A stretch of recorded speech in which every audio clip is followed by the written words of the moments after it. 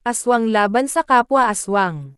Sa malawak at tahimik na bayan ng Pagudpud, Ilocos Norte, nakatago ang mga kwentong hindi kayang ipaliwanag ng siyensya.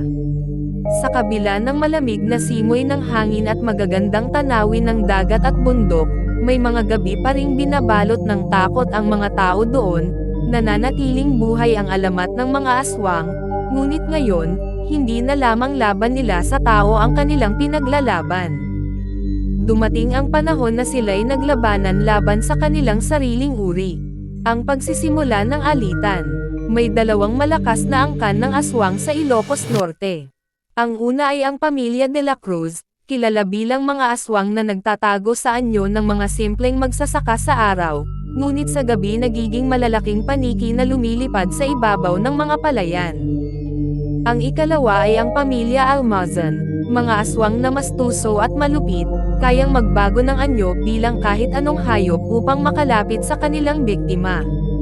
Noong una, pareho silang nananatiling tahimik, naghahati-hati sa mga baryo ng kanilang pinagkakakitaan ng laman at dugo ng mga hayop, at paminsan-minsan, tao. Ngunit nang dumating ang modernong panahon, may kuryente, CCTV, at cellphone cameras, nagsimulang magipit ang kanilang kabuhayan. Dumami ang mga bantay, natuto ang mga tao ng mga ritual at gamit tulad ng bawang, asin, at mga digital na aparato. Dahil dito, nagsimula silang mag-agawan sa mga natitirang biktima. Dito nagsimula ang matinding tunggalian. Ang madugong engkwentro, isang gabi ng bagyo, sa gitna ng dilim at malalakas na kulog, nagtagpo ang dalawang pamilya sa gitna ng isang liblib na kagubatan sa may boundary ng Banggi at Pagudpud. Pareho nilang tinutugis ang isang buntis na babae na napadpad mula sa bayan. Para sa mga aswang, ang dugo at laman ng isang buntis ay pinakamakapangyarihan. Sa amin yan. Teritoryo naming mga de la Cruz ito.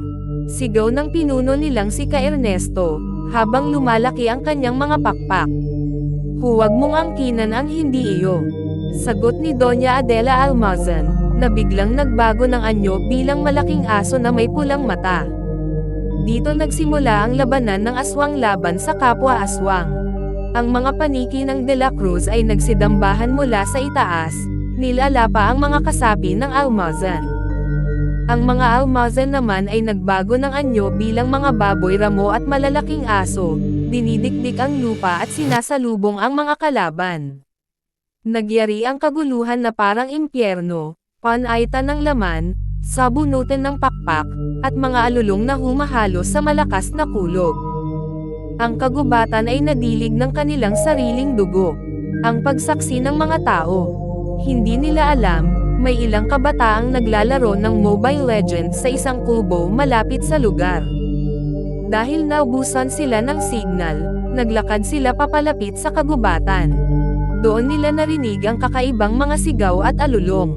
Nakita nila mula sa malayo ang kakaibang eksena, mga nilalang na hindi na maipaliwanag ng tao, nagsasagupaan, nagpapakain sa isa't isa. Isa sa mga kabataan ang agad na nag-video at ipinalabas ito sa social media. Kinabukasan, nag-viral ang video. Ang headline, Aswang laban sa aswang, nasaksihan sa Ilocos Norte. Dahil sa pag-viral, dumagsa ang mga albularyo, pari, at kahit mga eksperto ng paranormal mula sa iba't ibang panig ng bansa.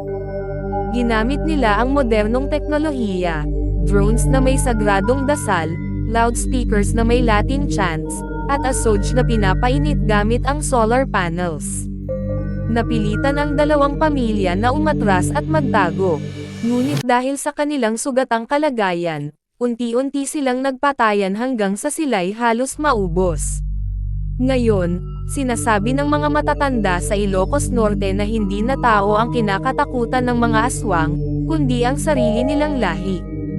At sa bawat bagyong dumaraan sa Ilocos, may mga kakaibang sigaw pa ring naririnig mula sa kagubatan, paalala na minsan, ang kasakiman ay magbubunga ng pagkawasak, kahit sa pinakamatitinding nilalang ng dilim.